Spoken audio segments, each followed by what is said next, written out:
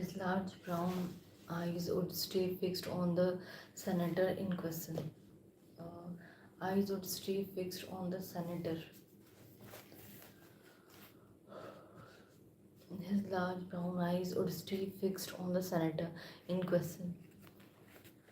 Uh, and with his chin resting on his hand, he would occasionally nod and every now and then ask another question. The senators could tell he was paying depth attention because invariably he would act on their advice or repeat their words to someone else, always crediting the senator who had spoken them. Always crediting the senator who had spoken them. He would leave with a gracious thank you for their time and for their invaluable education. He would leave with a gracious thank you for their time and for the invaluable education they had provided. This was not the spirited hothead they had heard so much about, and the contrast redounded to his credit. The senator saw him most often on the Senate floor, and unlike any other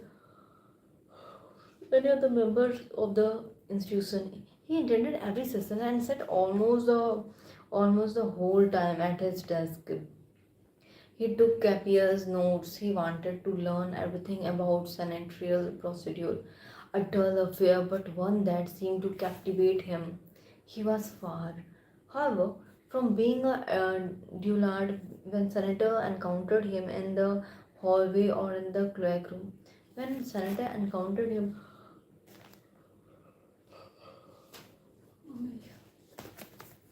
when Senator encountered him in the hallway or in the cloakroom, he always had a good joke to tell or say or some amusing anecdote.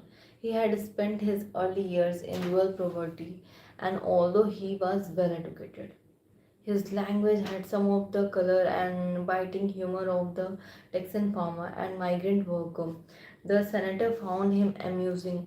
Even Connelly had to admit that he had somehow misread him.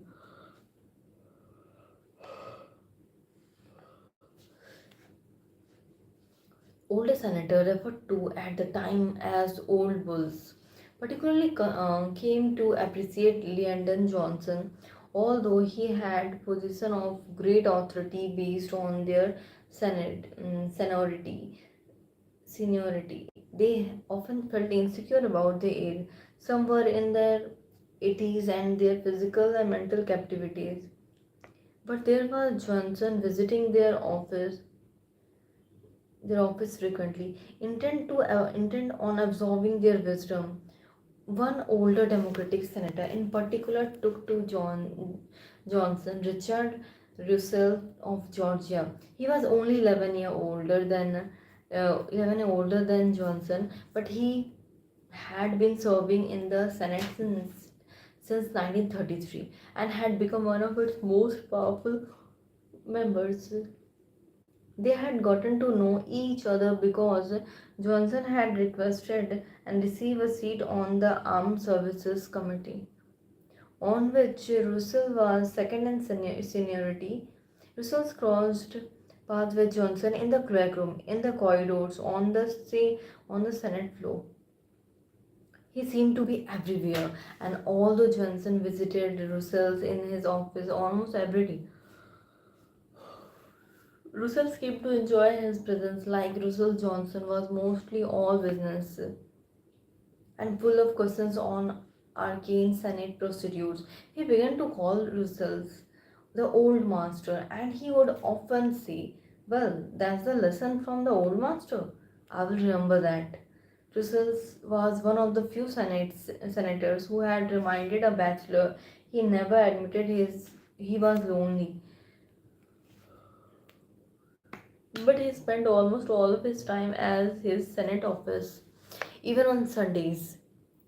As Johnson would often be in Russell's office discussing some matter until the evening, He would sometimes invite Russell over for dinner at his house, telling him that his wife, Lady Bird, was an excellent cook, particularly good with southern dishes. The first few times, Russell politely refused, but finally he relented, and he soon become a weekly regular at Johnson's house.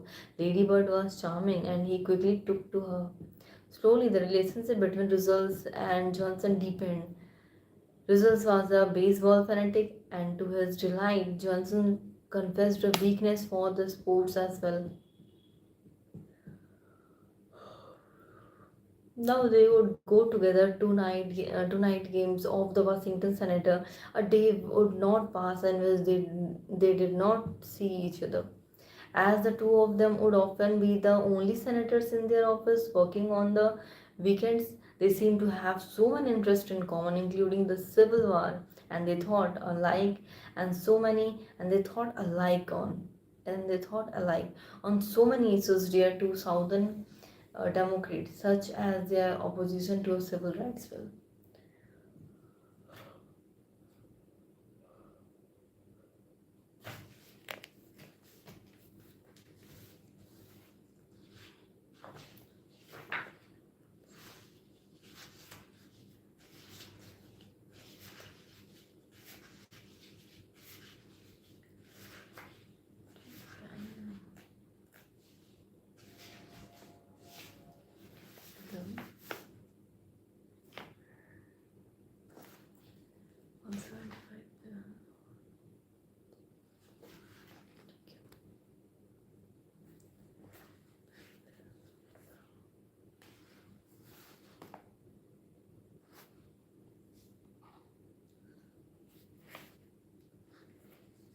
Hi everyone.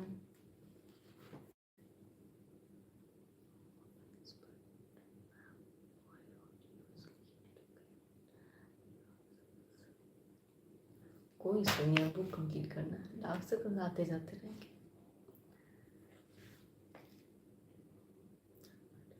हाय सिख.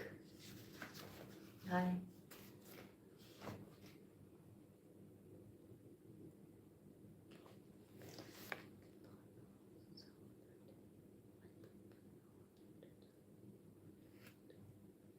ठीक है Bharat ji.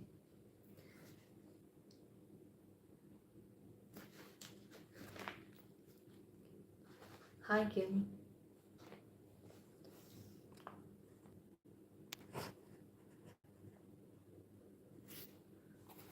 Jesus, you want to show this book? Okay. See.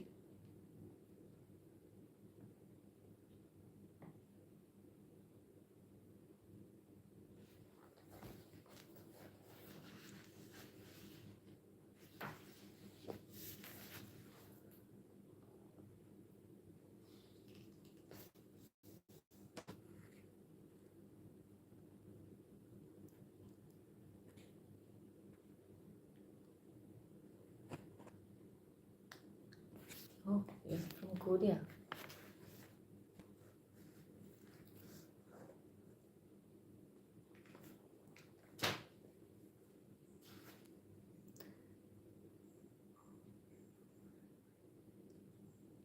हम बोलते थोड़ी हैं.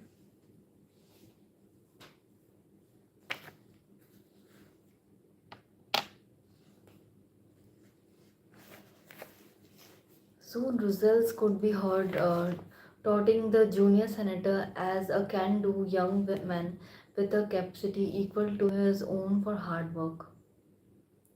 Johnson was the only junior senator over his long career whom he referred to as a disciple, but the friendship went deeper than that. After attending a haunting party that Johnson had organized in Texas, Russell wrote to him, ever since I reached home, I have been wondering if I would wake up and find that I had just been dreaming that I had make a trip to Texas. Everything was so perfect that it is difficult to realize that it could happen in a real life. In real life.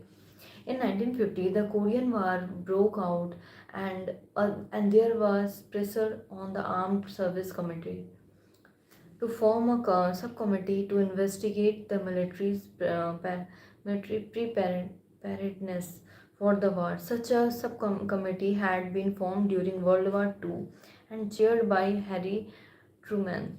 And it was through that chairmanship that Truman had become famous and risen to power. The current chairman of the Armed Services Committee was Senator Millard Tiding of Maryland. Tiding would naturally assume the chairmanship of the subcommittee since it would be a great platform for publicity. Johnson's approached Tidings with a proposal. Tiding was facing a re-elections campaign that year, and Johnson offered to chair the subcommittee only up to the time of the election, allowing Tiding to focus on winning it. Then he would step aside and let Tiding have the position. Tiding protect of the power he had acquired, declining Johnson's offer. But then Dick Rizal met with him and said something to cause Tiding to change his mind. Johnson was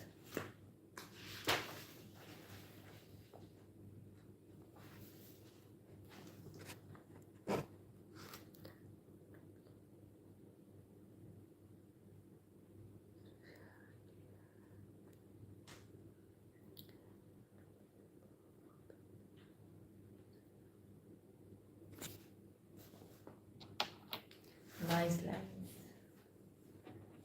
Next level.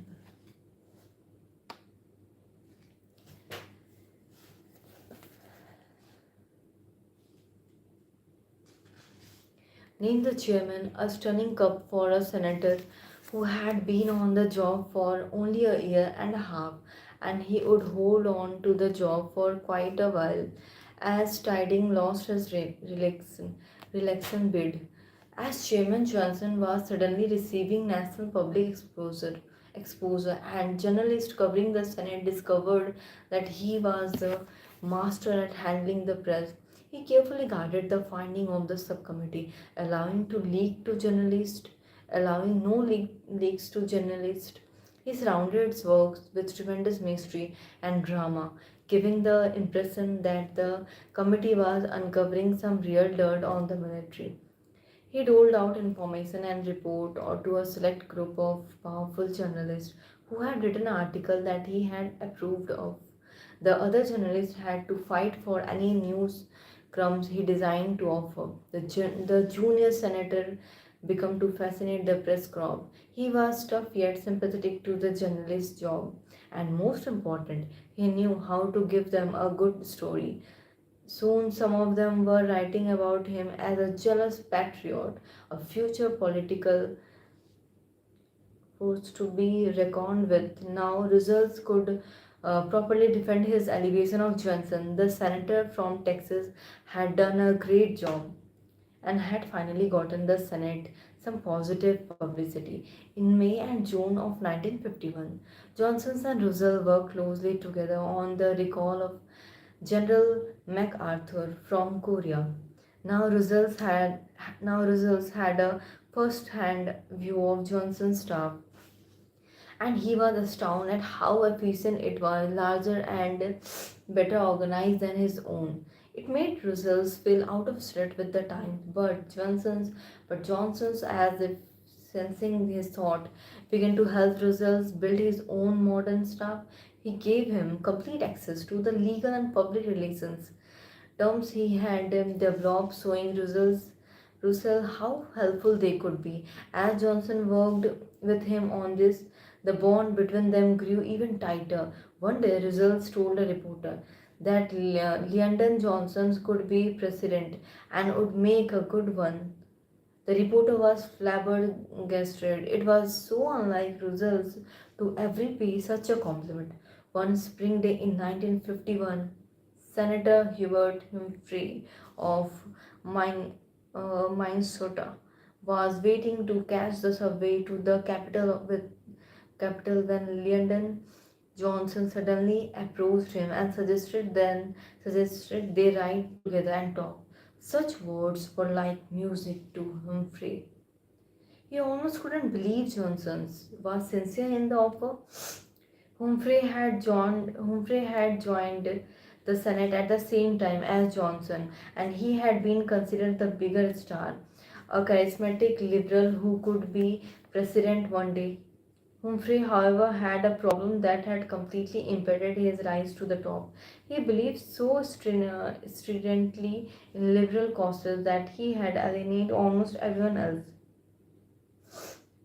In his first speech to the Senate, Humphrey criticized the institution for its slow pace of chance and its cozy atmosphere. Soon he was paid back in kind, relegated to the worst committee. The bills he introduced went nowhere. When he would walk into the Senate cloakroom, he would be shunned by almost everyone. As this ostracism got worse, Humphrey felt increasingly depressed and despondent. Sometimes driving from home from work, he would pull over and cry. His career had taken a very wrong turn.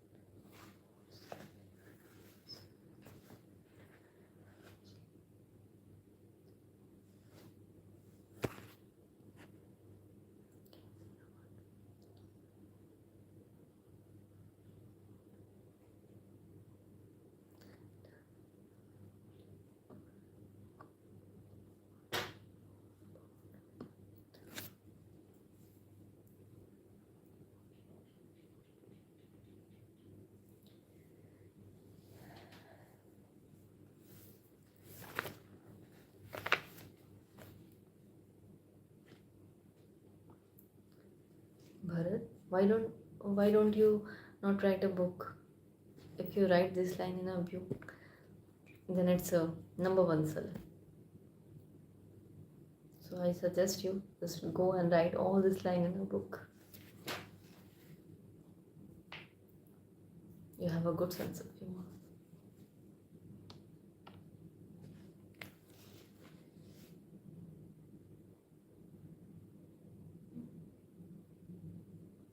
Ah, you are a peach. In the subway car together, Johnson praised him effusively. Hubert, he told him, you have no idea what a wonderful experience it is for me right to the Senate chamber with you. There's so many ways I envy you. You are articulate, you have such a broad range of knowledge. Feeling relieved to hear this, Humphrey was then surprised by the vehemence of Johnson's criticism that followed. But God admit, Hubert, you are spending so much time making speeches that there is no time left to get anything done. Humphrey needed to be more pragmatic, fit in better. When they finally parted, Johnson invited Humphrey to stop by his office one day for drink. Humphrey to stop by his office one day for drink. Humphrey soon became a regular visitor, and this Southern senator loathed, quite loathed by Northern liberals as the darling of the conservative results enthralled him. First, Johnson was immensely entertaining. Everything he said was accompanied by some falsely anecdote, often of a body nature, but always teaching some wicked lesson. Sitting in his office, he drink being lavishly poured. He would instigate bouts of laughter that would reverberate through the corridors. It was hard to resist a man who could put you in a good mood. He had incredible presence. As Humphrey later wrote, he would come on just like a tidal wave, sweeping all over the place. He went through walls. He would come through a door, and he would take the whole room over. Second, he had such invaluable information to share. He taught Humphrey all of the intricacies of Senate procedure and the knowledge he had acquired about the psychology weaknesses of various senators through close observation. He had become the greatest vote and He had become the greatest vote counter in the history of the Senate, able to predict the result of almost any Senate vote with astounding accuracy. He shared with Humphrey his vote counting method. Finally, he taught Humphrey the power he could have by compromising, by being more pragmatic and less idealistic. He would share with him stories about FDR, Humphreys, Humphreys heroes. When Johnson was in the House of Representatives, he had become close friend with the president. FDR, according to Johnson's, was a consummate politician who knew how to get things done by retreating tactically and even compromising. The subtext here was that Johnson's was.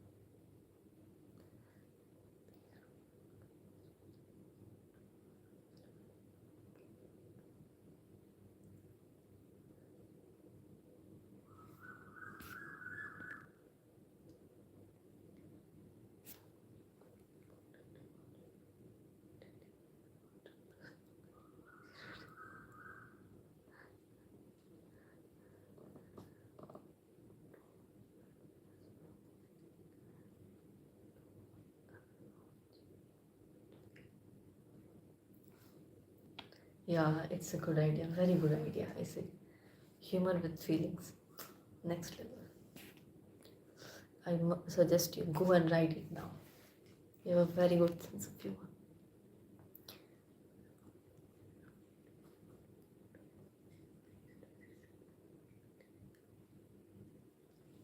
Nobody had that talent that you have.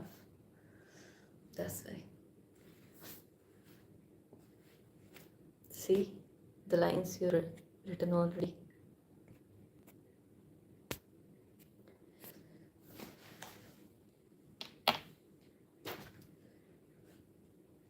Okay.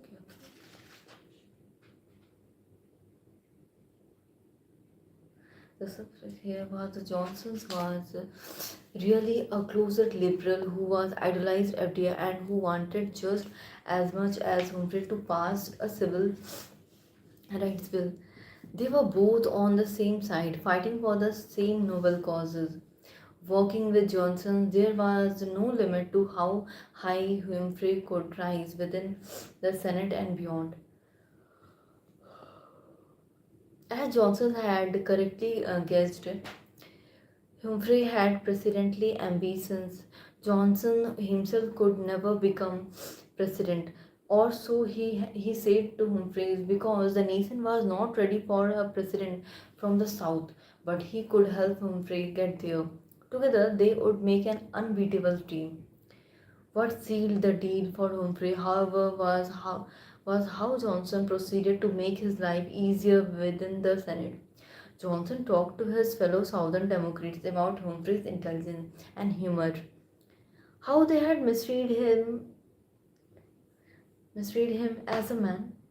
Having softened them up in this way, Johnson was reintroduced Humphrey to see this senator who find him charming. Most important of all, he got Russell to change his mind, and Russell could move mountain now that he was sharing drink with more powerful senator. Humphrey's loneliness faded away. He felt compelled to return the favor and to get many northern liberals to change their mind about Johnson, whose influence was now beginning to spread like an invisible gas. In 1952, the Republicans swept into power with the election of David T. Eisenhower as president, taking in the process control of the Senate and the House.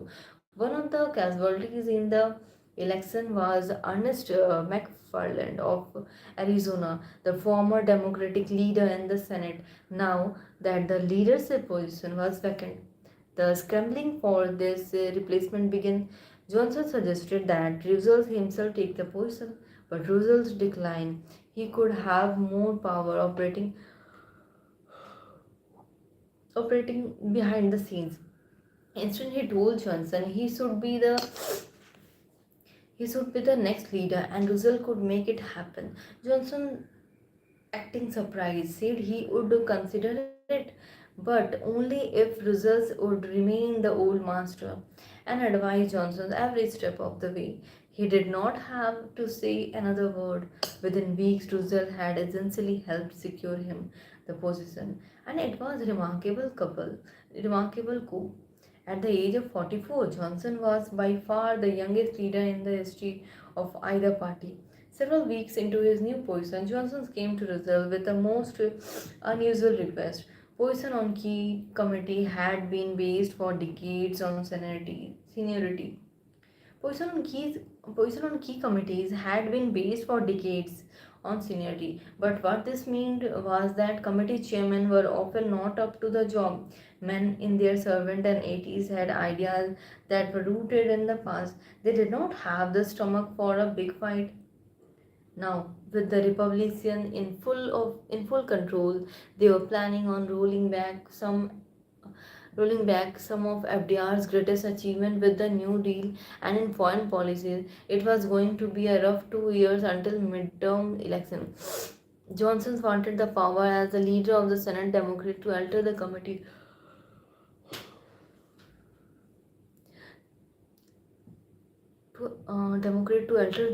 landscape.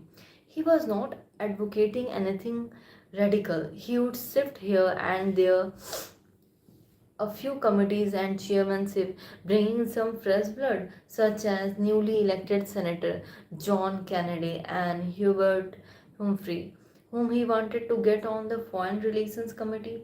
This younger man would give a fresh public face to the party and bring some energy in combating the Republican. Roosevelt could see the wisdom in this, and he gave Johnson his tactic approval.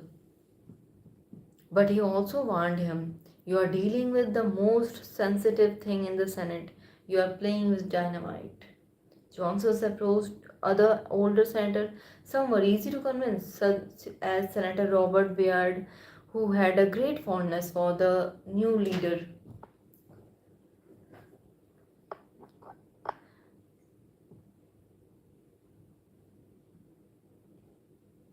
Great fondness for the new who had a great fondness for the new leader. Liberal came on board with these changes thanks to the work of Humphrey, who now had tremendous power as the liaison between Johnson and the Northerners. Others were much more recalcitrant. Johnson's, however, would not give up the fight. With those who continued to resist, he went into higher gear.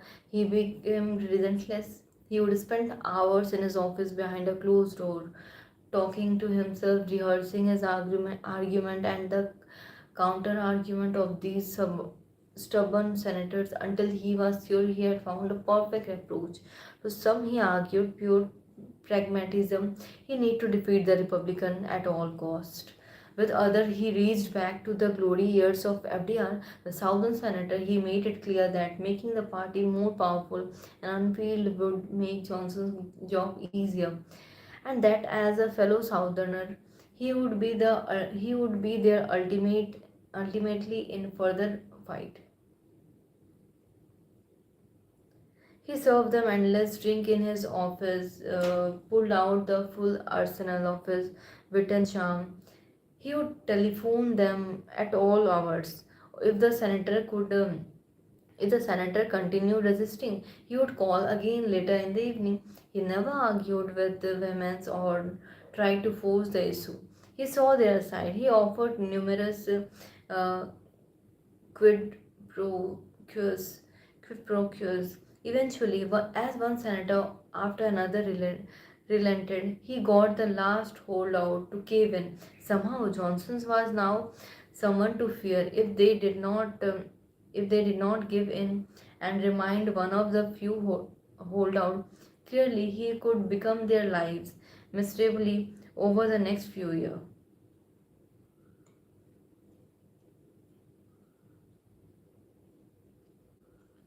When it finally became public, the Republican and the press were as astounded at what Lyndon Johnson had accomplished.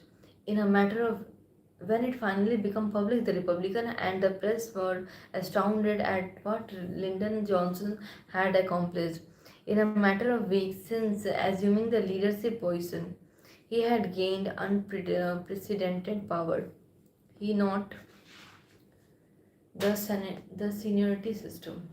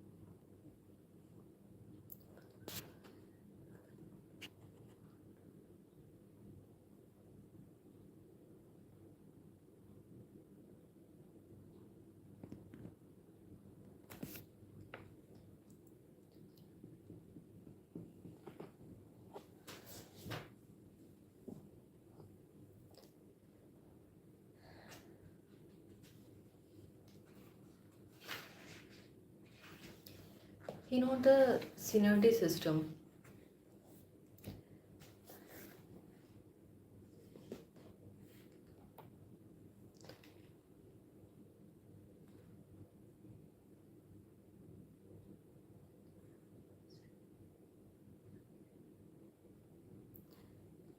Thank you, Mohammed.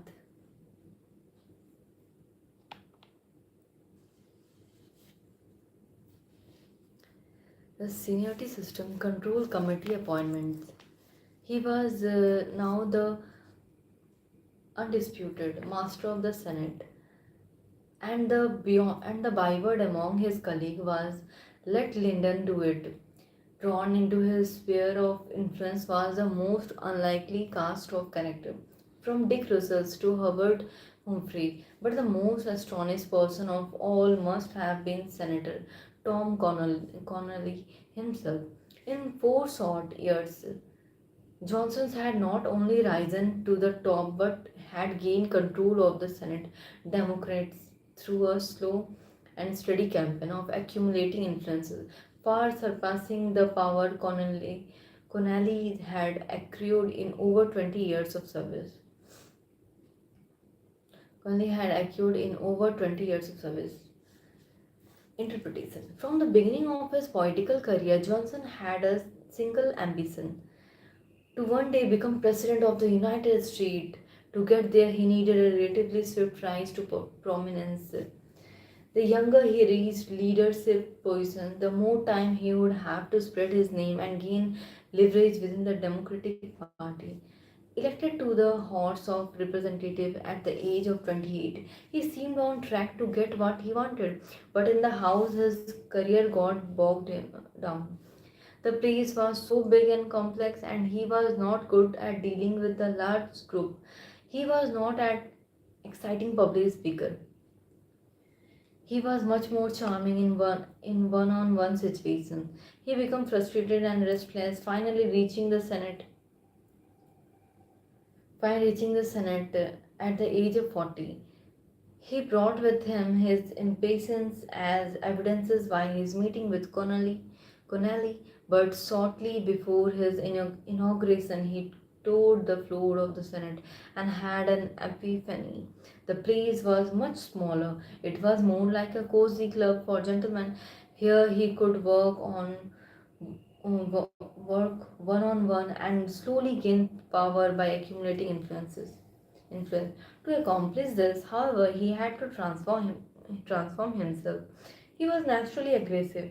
He would have he would have to rein this in, slow down and step back. He would have to stop talking so much and getting into heated argument. Let the other people do the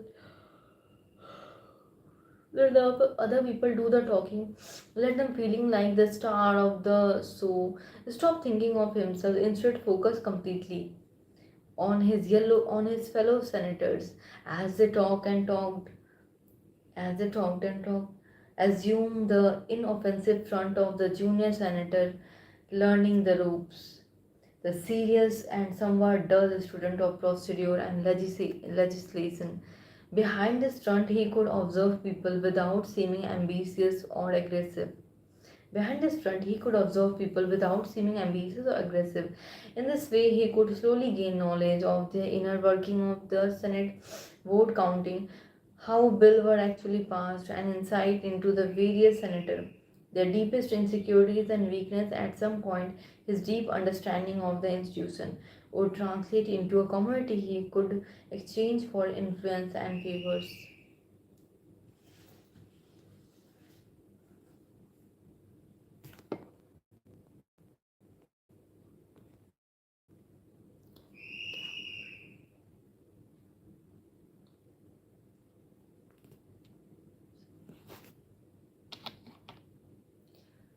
Mohammad Qasim Hum book. Yeah, The Laws of Human Nature. ये पढ़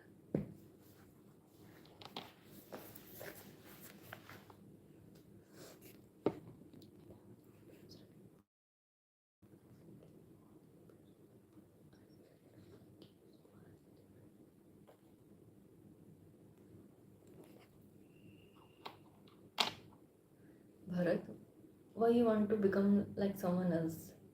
You are good enough in your own way. So don't try to become like anyone else.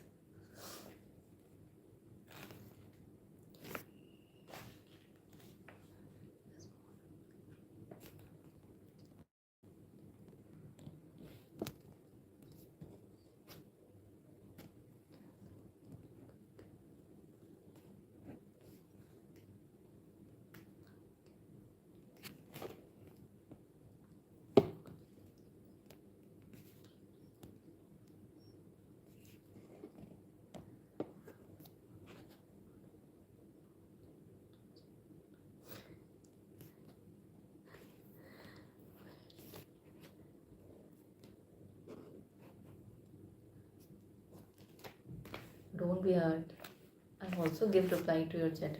And in fact, more than anyone else, I give reply to your chat.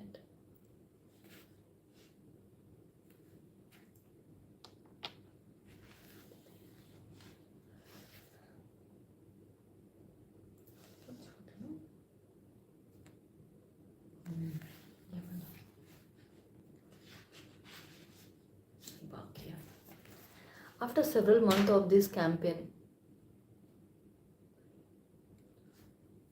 After several months of this campaign, he was able to alter the reputation he had in the house. After several months of his campaign, he was able to alter the reputation he had in the house. He no longer seemed a threat, and with the senator defense down, Johnson could escalate his campaign. He turned his attention to winning over Key's allies. He turned his attention to winning over Key's allies, as he had always believed having one key ally at or near the top of the hierarchy could move mountain. Early on, they spotted Senator Roosevelt at the perfect target, lonely, a believer, a believer in a cause without any real disciple, and very powerful. Johnson genuinely liked results, and he was always in search of father figure. But this attention and approach were highly strategic. He made sure he got appointed to the Armed Service Committee, where he would have the most access to results. Their constant encounter in the hallway or the clerk room were really accident. Their constant encounter in the hallway, in the clerk room, were really accidental. Without making it obvious, he slowly increased the hours they spent together. Without making it obvious, he slowly increased the hour they spent together. Johnson had never liked basketball and could care less about the Civil War.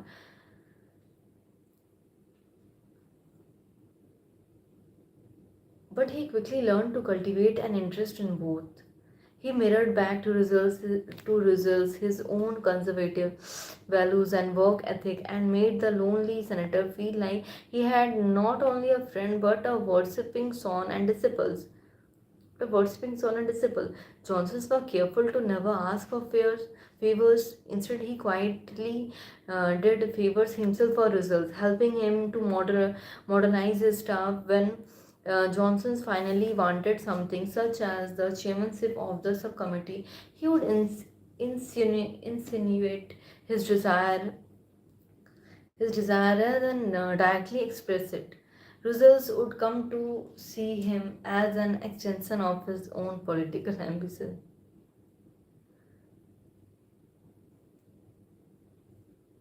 Russell would come to see him as an extension of his own political ambitions. Russell would come to see him as an extension of his political political ambition, and that the point he would do almost anything for his accu- acolyte, and at the point he would do almost anything for his acolyte. Within a few years, word got around that Johnson's was a masterful vote counter and had inside knowledge on various senators, the kind of information that could be extremely useful when trying to get a bill passed. Now, senators would come to him for this information, and he would share it with the understanding that at some point he would accept favor in return. Slowly, his influence was spreading. But he realized that his desire to have the dominant position within his party and the Senate had one major obstacle: the Northern Liberals. Once again, Johnson chose the perfect target, Senator Humphrey. He read him as a man who was lonely, in need of validation, but who was also tremendously ambitious. Ambitious. The way to Humphrey's heart was threefold: make him feel like make him feel like the way of Humphrey's hurt was threefold. Make him feel like the way of Humphrey's hurt was threefold. Make him feel light, confirm his belief that he was presidential material, and give him the practical tools to realize his ambitions, as he had done with results. As he had done with results, Johnson gave Humphrey the impression that he was secretly on his side. As he had done with Russell, Johnson gave Humphrey the impression that he was secretly on his side, mirroring Humphrey's deepest value by sharing his adoration of FDR. After several months of this campaign, Humphrey would do almost anything for Johnson. Now, with the bride had established to the Northern Liberal, Johnson had expanded his influence to all concerned of the Senate. By the time the leadership position opened up, Johnson had established tremendous credibility as someone who returned favors, who could get things done, and who had very powerful allies. He desired to get control over committee assignment, represented a radical change in the system, but he carefully touched it as a way to enhance the Democratic Party and help individual senators in their various battles with Republicans. It was in their interest to hand over to Lyndon Johnson. Step by step, he had acquired such influence without ever appearing aggressive or even threatening. Step by step, he had acquired such influence without ever appearing aggressive or even threatening. By the time those in the party realized what had happened, it was too late. He was in complete control of the chessboard, the master of the Senate. Understand the influence over people and the power that it brings are gained in the opposite way. Understand influence over people and the power that it brings are gained in the opposite way from what you might imagine. Normally, we try to charm our past accomplishment.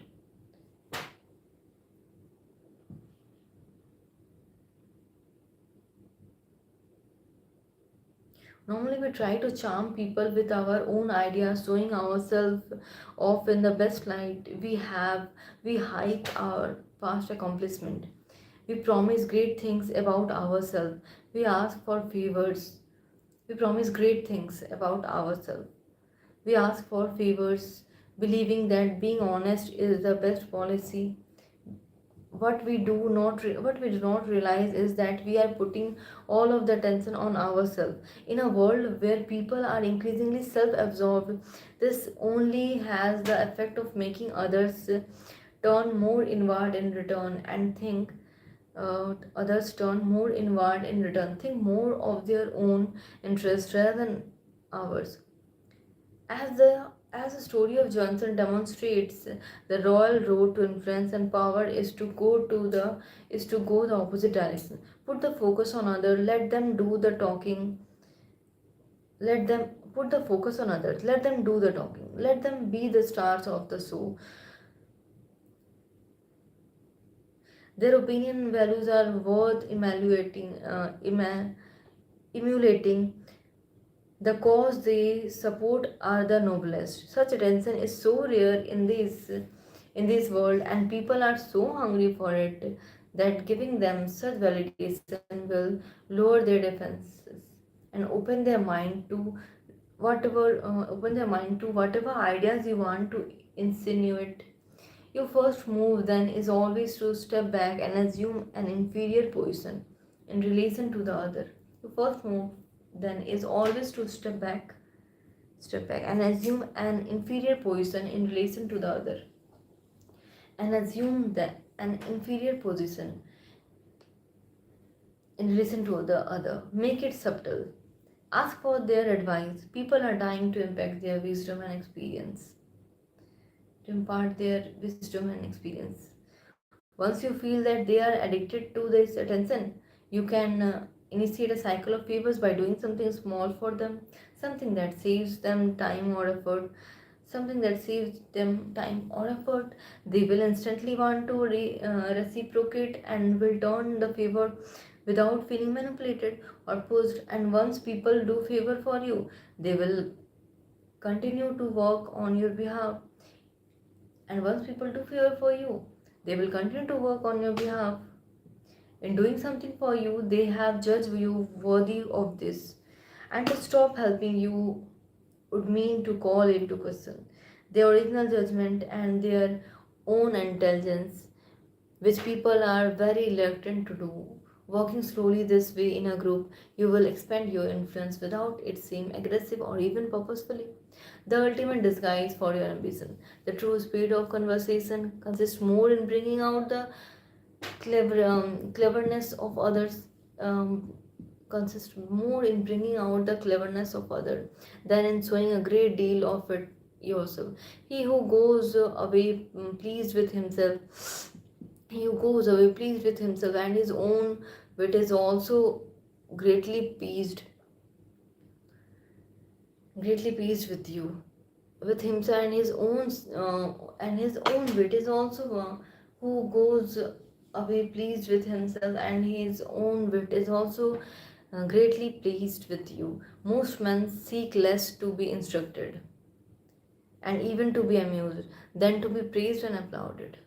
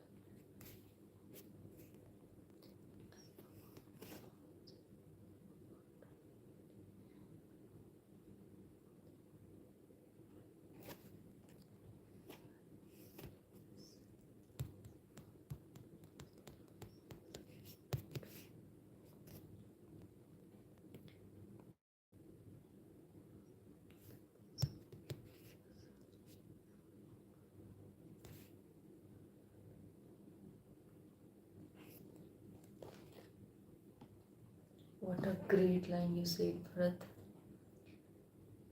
That line is because some people slowly become special without even trying. Next level. This line is too good and too real.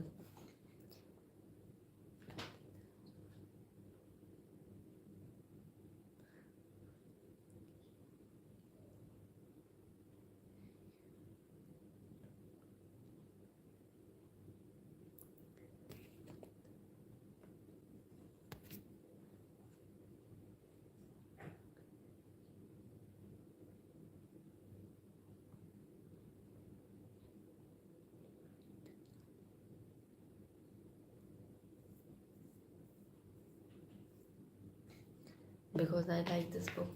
So that's why. And this book is good for everyone, but not for you. You already have so much in your mind. So you become an author and write your own book. Okay? So that's all for today's. See you tomorrow. Ta-da. Good night.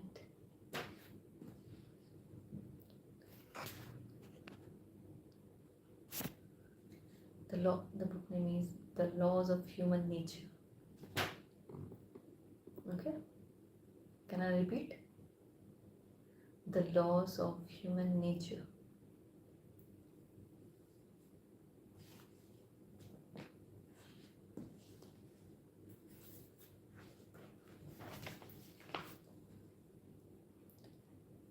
The Laws of Human Nature.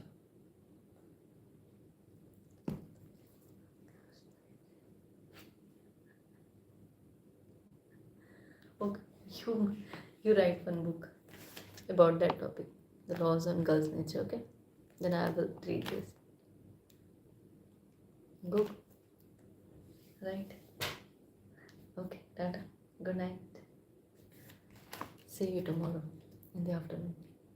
Book. Yeah.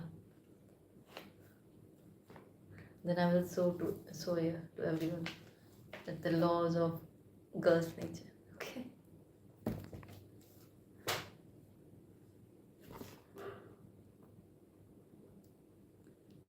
Tata. Thank you.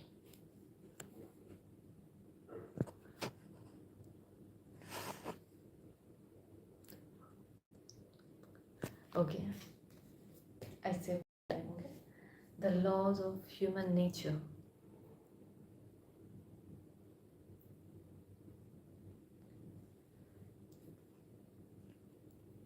Tata.